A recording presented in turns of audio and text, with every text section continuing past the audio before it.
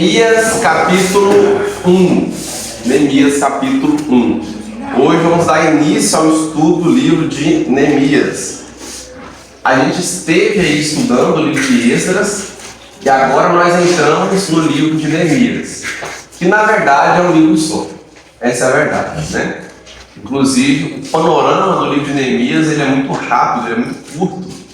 Quando você vai ler os panoramas bíblicos, em Bíblias comentadas, em Bíblias de estudo, em comentários exegéticos mesmo, o comentário de Neemias ele é muito curto e todos os teólogos falam, leia o panorama de Esdras, porque a introdução a Esdras traz a introdução a Neemias. Então vou falar para vocês também, lembrem-se do panorama de Esdras, ou assistam lá no YouTube o panorama de Esdras. Porque o panorama de Neemias é o mesmo, que afinal de contas era um livro só, e que depois ele sofreu essa divisão, essa repartição. Mas alguns aspectos sobre o livro de Neemias que a gente pode comentar, né? Que não foram comentados quando a gente fala de Esdras no geral. Neemias também tem como tema a reconstrução, afinal faz parte do mesmo livro ali, esse Neemias é um livro só. Neemias tem Neemias como personagem principal, enquanto em Esdras, o próprio autor demora a aparecer no seu próprio texto, né? Ele demora muito a aparecer, porque muito provavelmente Esdras também foi o autor deste livro. Então ele escreveu Esdras e Neemias, que é um livro só. Ele é o autor mais provável. Neemias, ele era um homem de muita oração e de muita fé. Se tinha uma coisa que ele fazia muito, era orar. E o estudo das orações de Neemias tem muito a nos ensinar. Muito a nos ensinar. Vocês vão ver várias orações ao longo do livro de Neemias. O livro começa com oração e termina com oração.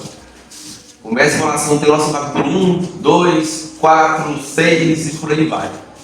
7, 8, 9, Neemias 9, as orações mais famosas de Neemias talvez. E a gente finaliza então com oração.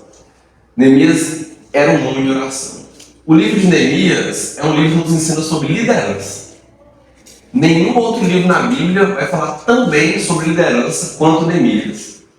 Então o estudo bíblico de Neemias nos traz à tona o tema da liderança. O que é um líder? Como um líder deve agir? Como um líder deve ser? E ao saber que Neemias é um homem de muita oração, nós já temos a primeira lição do livro. Um líder deve ser um homem de oração. Deve ser um homem de Deus. Alguém que se conecta muito com Deus.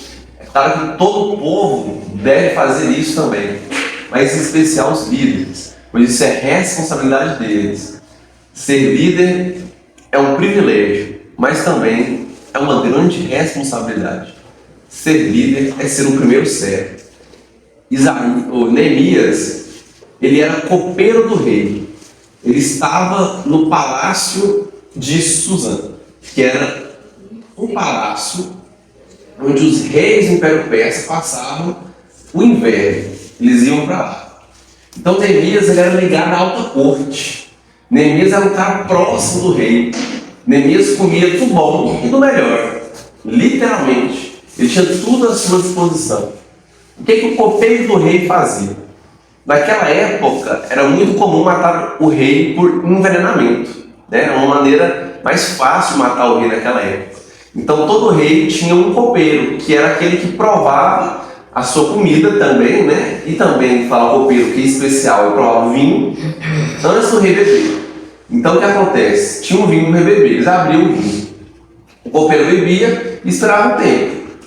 Se o cara não morrer, o rei pode beber. Está liberado para o rei beber. Então ele era obrigado a comer do bom e do melhor, porque a função dele era essa, literalmente. Então ele comia antes do rei. Claro que ele estava colocando a vida dele nisso, né? Todo copeiro fazia isso.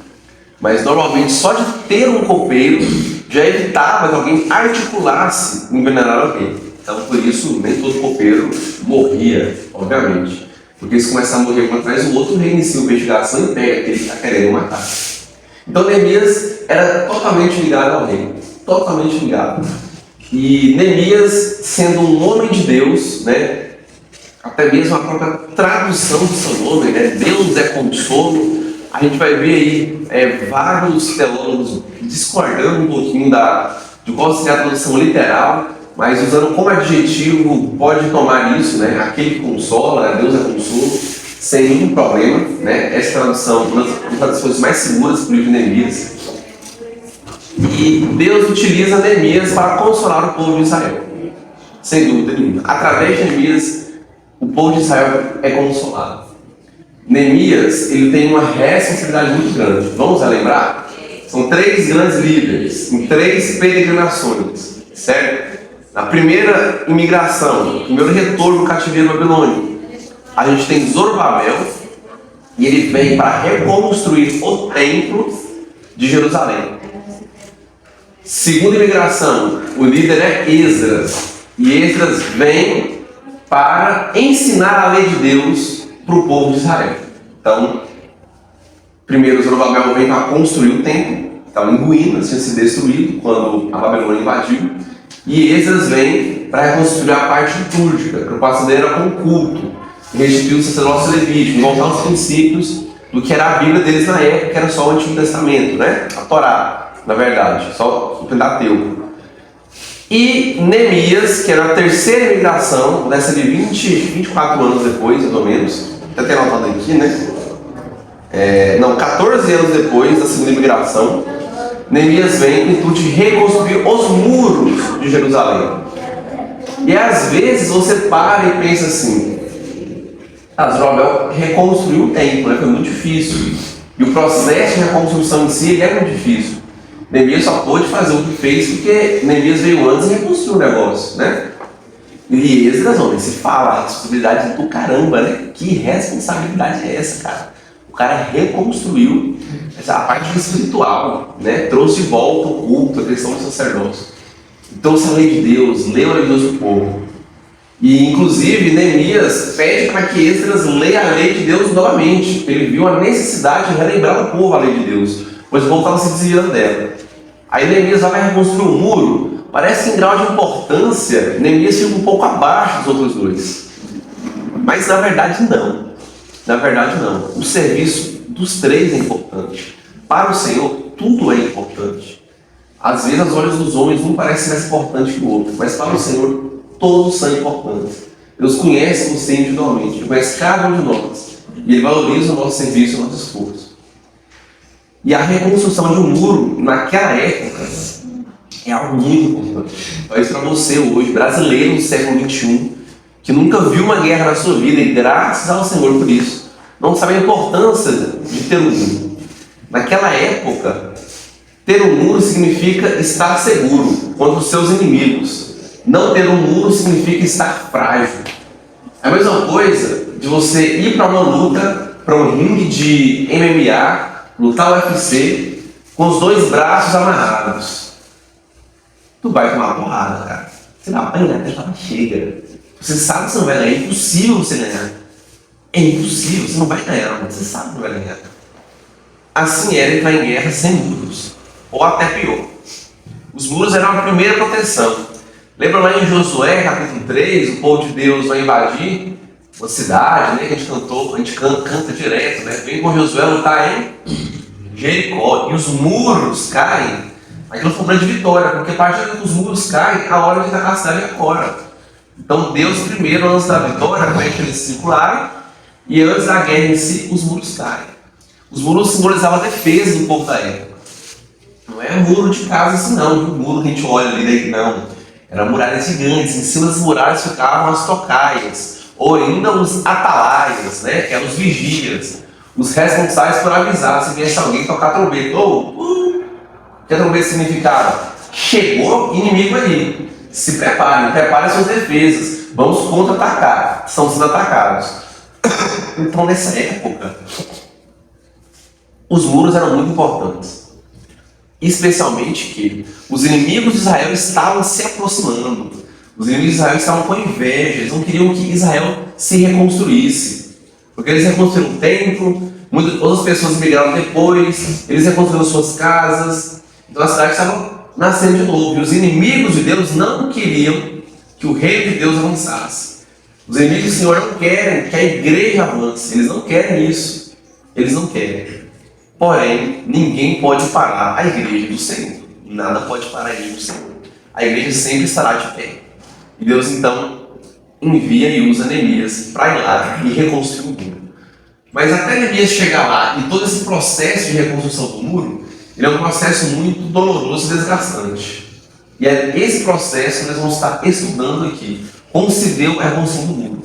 Ela se deu a custa de muito choro, jejum, oração, esforço, medo, trabalho duro, zombaria. Chega um ponto que os inimigos falam: não, se uma raposa vier desse muro aí e peitar nela, ele cai. Que muro é esse? Mas ainda assim, eles permaneceram firmes e reconstruíram o muro para a honra e para a glória do Senhor. O mais importante, da mesma forma que esse muro foi reconstruído, nós podemos também reconstruir a nossa vida e a nossa jornada em Cristo Jesus. Talvez você esteja indefeso contra as ciladas do inimigo, indefeso contra as ciladas do pecado. Mas Deus pode reconstruir uma construção ao seu redor para te proteger daquilo que mais te afeta.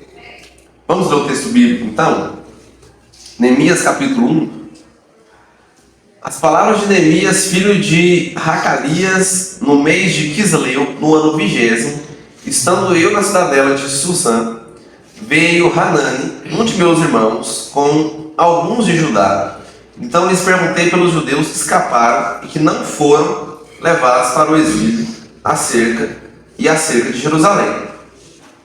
Disseram-me os restantes que não foram levados para o exílio e se acham lá na província.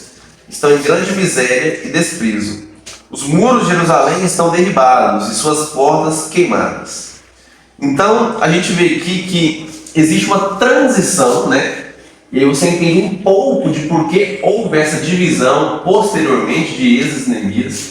Divisão essa que até mesmo os hebreus, os judeus, fizeram essa divisão. Hoje em dia, eles também separaram, eles também acompanharam a gente nisso, separaram também Esdras e Neemias em um livro só. Porque existe uma ruptura, existe uma transição notável aqui. Assim como quando Esdras aparece na história, né? Quando Esdras aparece, há uma transição notável. E isso levou alguns também a acreditarem que, na verdade, os livros eram separados. Só que a gente sabe que não era, isso não é verdade. O que acontece aqui é que o autor, muito provavelmente Esdras, está falando: a partir de agora, isso aqui é um relato pessoal. São memórias de um homem. Esdras e Neemias conviveram juntos, tá? Eles foram contemporâneos. Neemias desce para Jerusalém 14 anos apenas após Esdras. E quando ele chega, Esdras era o homem da lei de Deus. Então aqui a gente tem as memórias pessoais de Neemias. Mas não quer dizer que Neemias escreveu. Na verdade, a forma como está escrito isso indica mais que foi uma terceira pessoa que escreveu de fato. E não o próprio Neemias, e sim alguém relatando o que Neemias relatou para ele. Então, o que também leva a acreditar e valida ainda mais a autoria do livro de Esdras e Neemias para Esdras, né? Que seria o mais provável ali. O mês de Quisleu era o 9º mês do calendário judaico. Ele corresponde a novembro e dezembro. Você já deve ter reparado que todas as vezes que a gente cita um mês judaico, a gente sempre fala 2 meses, né? É abril, maio, novembro, dezembro. Por quê? Isso se deve não porque a gente não tem certeza, é porque o mês deles nunca coincide com o nosso. Então, um mês judaico, ele sempre pega um pedaço de um mês e um pedaço do outro mês. Então, quando fala mês Quisleu, ele pega ali um pedaço de novembro e pega um pedaço de dezembro. Tá? Ele pega os dois, ok? Então, isso é normal. Mas como estava no ano 20º e ele estava na cidadela de Susã, como eu falei para vocês, era o refúgio de inverno dos reis persas. E veio Hanani. Hanani pode ser uma abreviação para o nome Racalias, que aparece lá em cima, né? Para Hanani, aliás, perdão. E Hanani, ele provavelmente era irmão de Neemias, como o texto bíblico fala, um de meus irmãos. E esse irmãos aqui, ele pode significar literalmente irmãos de sangue ou não, ou pode ser irmãos no sentido judaico em si. Mas muitos estudiosos acreditam sim que na verdade ele era irmão de Neemias. E aí ele chega para conversar com Neemias, né, com algumas pessoas de Judá, e Neemias nos dá a primeira lição: um líder é preocupado com o seu povo. Um líder é preocupado com o seu povo. Ele pergunta, relatório da missão: e aí? Como está o povo de Deus aqui? E aí? como está o povo de Deus lá em Jerusalém? Como que eles estão? Ele quer saber. Neemias quer saber não porque ele quer se sentir poderoso, não porque ele quer comandar tudo, que aliás nem liderando ele estava ainda. Nem liderando ele estava ainda. Mas Neemias quer saber porque ele se preocupa. E eis uma grande diferença. E é uma coisa que eu notei, infelizmente, muitos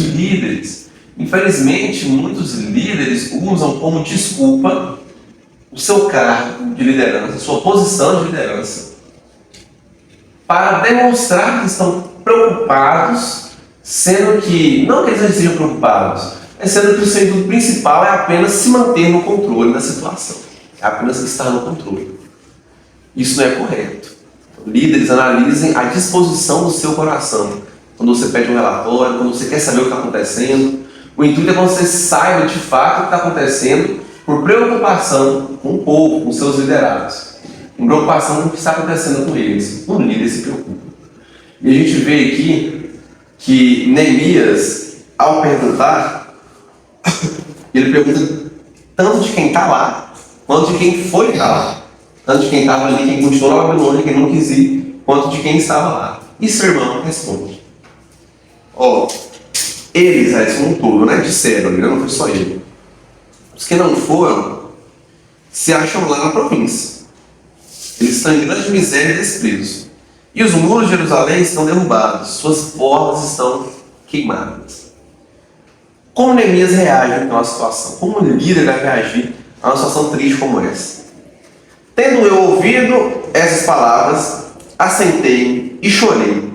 Lamentei por alguns dias e estive jejuando e orando perante o Deus dos céus. Perante uma má notícia, Neemias ora. Neemias jejua. Perante uma notícia, Neemias ora e jejua. Ele se preocupa com o povo, ele ama o povo.